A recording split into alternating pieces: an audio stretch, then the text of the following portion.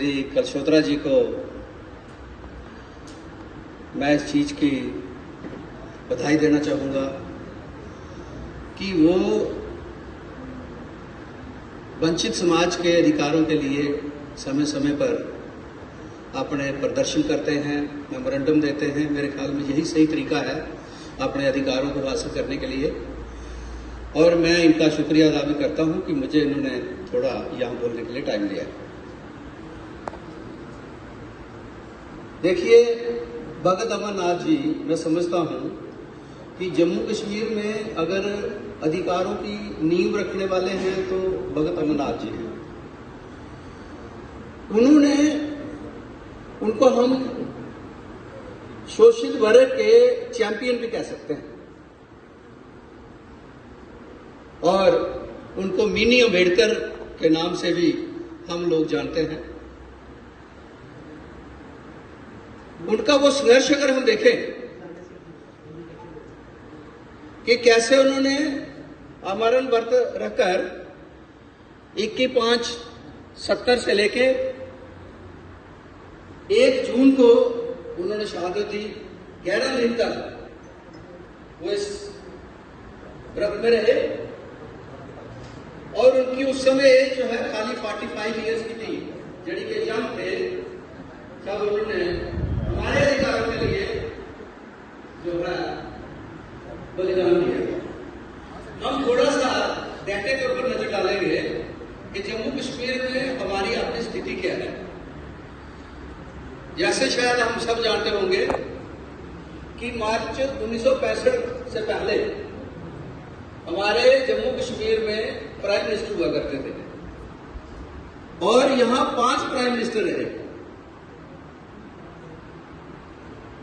और जब अमरनाथ भगत जी ने मरण व्रत रखा था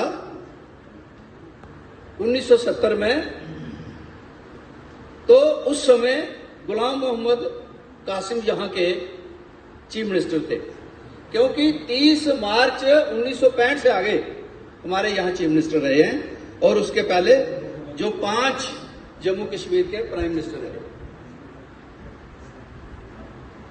आजादी के बाद में तो ऐसा कोई सेंसस नहीं हुआ कि हमारी आबादी कितनी है, जम्मू कश्मीर में कितनी है, लेकिन 1931 के सेंसस के हिसाब से जो शेड्यूल कास्ट का आबादी है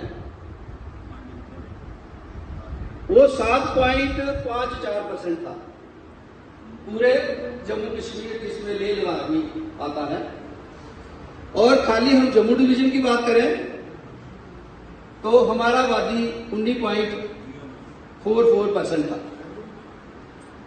इसी तरह से एसटी का आबादी 10.44% पूरे जम्मू कश्मीर में, जिसमें लेह लद्दाख भी है।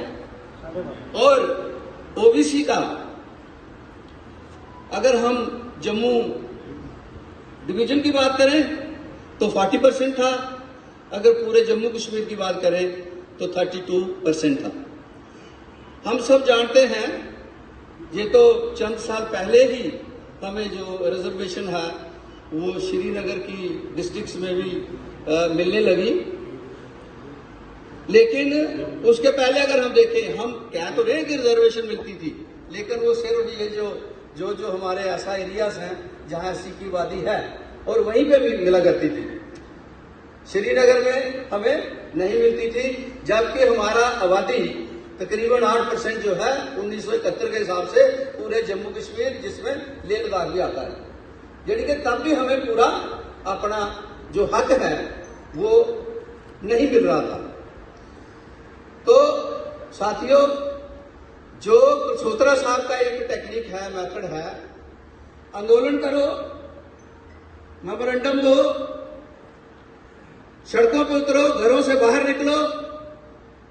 अगर हम इस पे डिपेंड रहेंगे कि हमारे रिप्रेजेंटेटिव जो हैं वो हमें हक दिलवाएंगे, हम उनको वोट देते रहेंगे, तो मेरे ख्याल में कुछ भी होने वाला नहीं है। इसका एकमात्र तरीका जो इन्होंने चुना हुआ है वो बेहतरीन है, उसके जरिए ही हमको हक मिल सकते हैं। आज देश को आस्था की तरस पे धकेला जा रहा है। आस्था का मतलब,